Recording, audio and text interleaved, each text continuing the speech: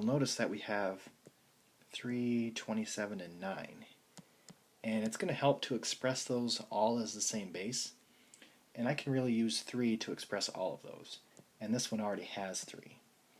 So this is going to be 3 to the x times 27 is 3 cubed raised to the negative x is equal to, this is 3 squared raised to the x plus 1. So I'm replacing all of these numbers with 3. So these power to power ones, I want to multiply my exponents. So 3 to the x times 3 raised to the negative 3x is equal to 3 raised to the 2x plus 2. So again, power to power means you multiply. Okay. When you multiply like bases, you're adding the exponents. So there's a lot of exponent rules that are going on here. So you want to add the exponents.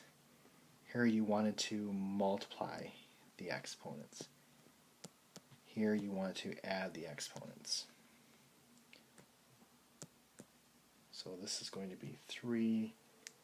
So x minus 3x, or x plus a negative 3x, is negative 2x. And then the other side I'm leaving alone. So now that these have the same base, I can just look at the exponents. So negative 2x is equal to 2x plus 2. If I subtract 2x from both sides, I get negative 4x is equal to 2. If I divide both sides by negative 4, it's 2 over negative 4, or a negative 1/2.